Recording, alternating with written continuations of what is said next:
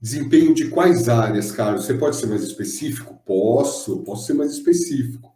Gestão de fornecedores.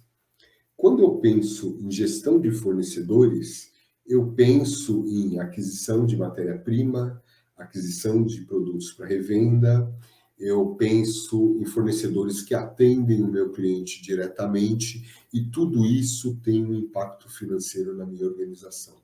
Imagina, eu contrato um fornecedor que, por algum motivo, dentro do meu business, ele presta um serviço direto para o meu cliente final.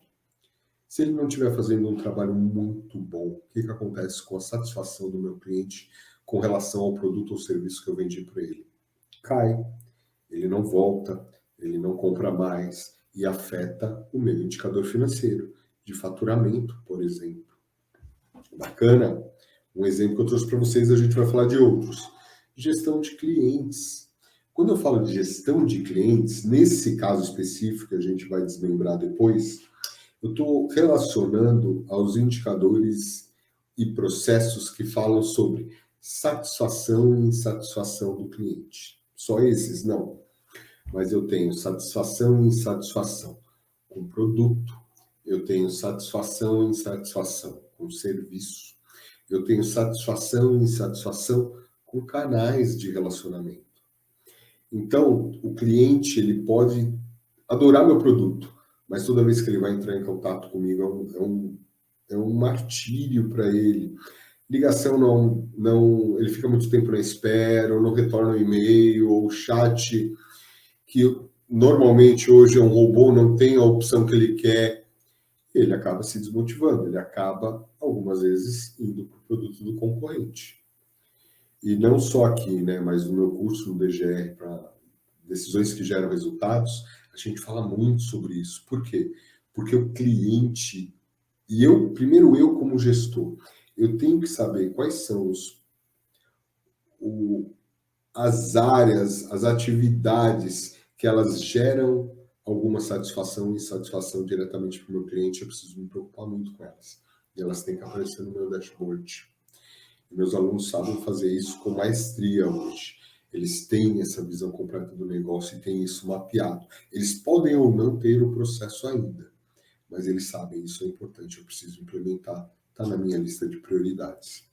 Então, quando nós falamos de gestão de clientes, nessa casinha, especificamente, a gente quer falar da satisfação do cliente com relação a produtos, serviços e os canais de relacionamento, certo?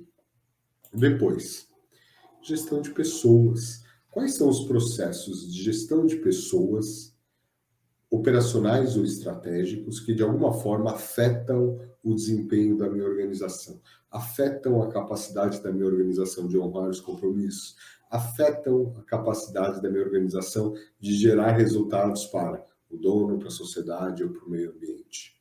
Algumas vezes pode ser direto, outras não. Vou dar 2 exemplos. Quando nós fazemos uma pesquisa de satisfação ou monitoramos a satisfação dos nossos funcionários.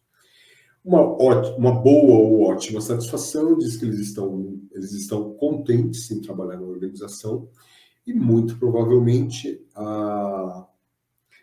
eles quererem se desligar da organização tem uma chance menor. Então, é um indicador que afeta o meu desempenho de uma forma indireta, né? Não afeta diretamente o faturamento, por exemplo, mas uma alta rotatividade pode afetar o desempenho da minha organização. Nesse caso, eu monitoro. É um indicador que me afeta financeiramente de forma indireta. Agora, de forma indireta, gestão de pessoas. A produtividade da minha organização. E quando eu falo de produtividade, eu estou falando o quanto o meu corpo de funcionários está produtivo em relação ao que eu vendo ou o que eu consumo, mas o meu consumo, mas normalmente é em relação ao meu faturamento. O meu faturamento ele está crescendo mais ou menos do que a minha despesa com pessoas. Entendeu o que eu quero dizer? Porque se a minha produtividade estiver crescendo na mesma proporção, tudo bem, ok. Agora, e se o meu faturamento estiver crescendo menos do que a minha despesa com pessoas. O que vai acontecer lá na frente é elas se encontrarem. E eu preciso tomar muito cuidado para isso nunca acontecer. E é um indicador que, embora esteja em gestão de pessoas, ele é um indicador que mostra a minha capacidade de honrar compromissos e gerar resultado para o dono do negócio. Quanto maior a minha distância entre faturamento e despesa com pessoas, maior a produtividade dessas pessoas que trabalham comigo. E eu fico muito mais tranquilo.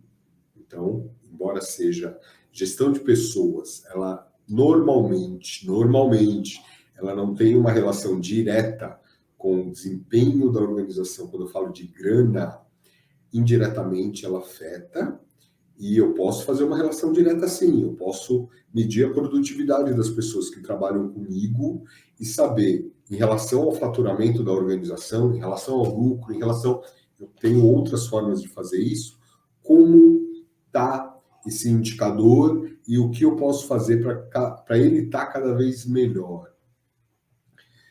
Só isso? Não. Cadeia de valor. Eu preciso de indicadores da cadeia de valor.